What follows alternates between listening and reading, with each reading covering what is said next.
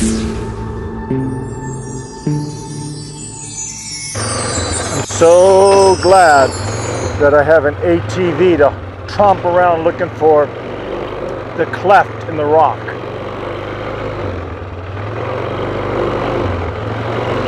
It gets so winded up here at 8,000 to 9,000 feet.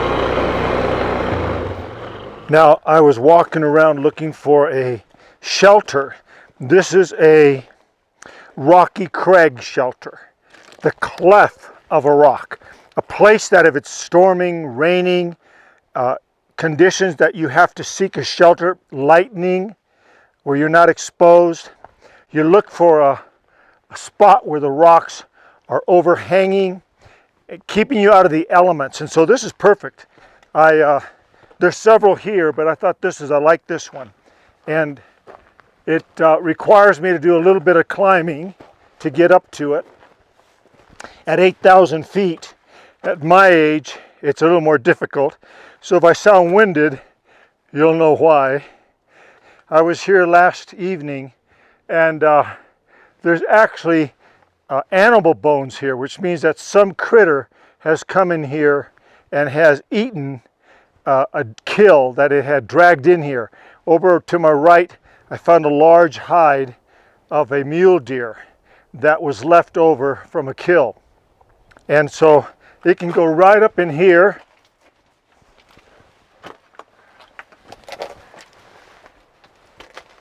And you can tuck yourself way into the back. But I do want to share with you that passage. You remember that passage in Psalm 91, and then of course the passage in Exodus around 33. It says that God takes Moses and he allows Moses to be put in a crag to see God.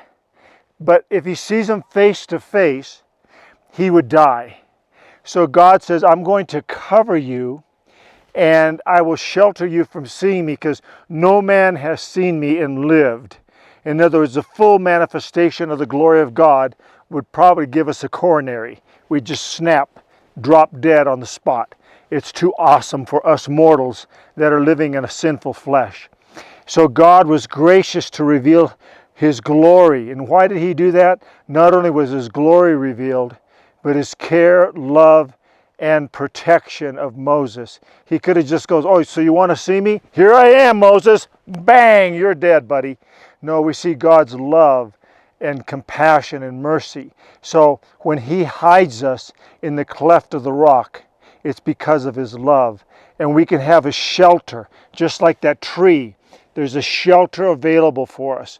And the feathers of the bird, the shelter of the limbs, or the crag, the rocky overhang that protects us in the cleft, is all of God's provisions, not only here on earth in emergencies, but it's God's love and provision all the time. Now I'm going to go to another spot where the sun isn't so directly on my face and read to you a beautiful psalm that ties us all together. But, I want to read to you Psalm 91 because we're right now in the midst of the pandemic. And I believe as we go into May, in the next day or two, we are going to see a turnaround. That's my prayer, that's my hope. My wife and I are desiring to see life go on.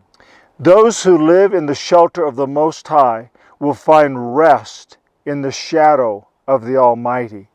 This I declare about the Lord. He alone is my refuge, my place of safety. He is my God, and I trust in him.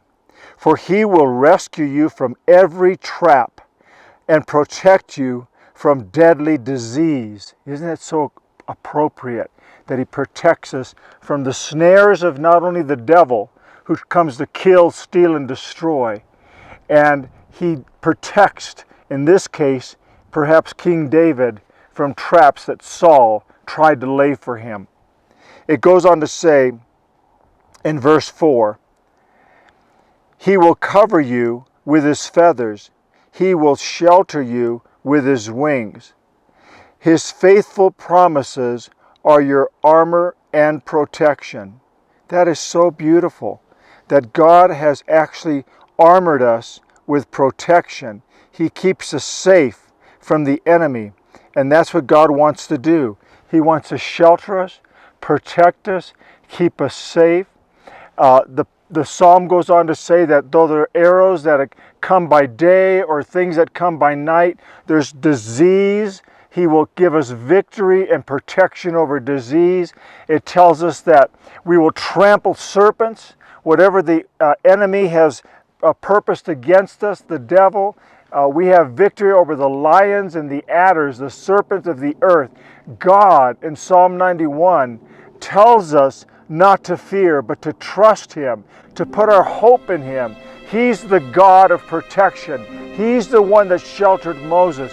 He's the one that gives us the rocky crags and lays His feathers over us to say, you are mine. If you live for me and you have trusted me, I will be the God of protection. Psalm 91 gives us hope.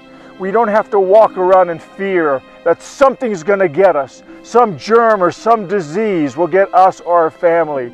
We have to have the faith that we move out, we move on with God, and we do what God tells us to do, not what the media tells us.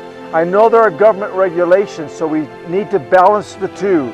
But what I'm trying to get at is for your own personal life and for your well-being and your own security and your own walk with Jesus, that you trust Him.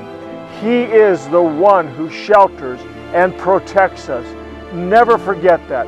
Never lose that word that God has given to you. You belong to Him, and there's no hell or high water that will take your life without God saying yea and amen.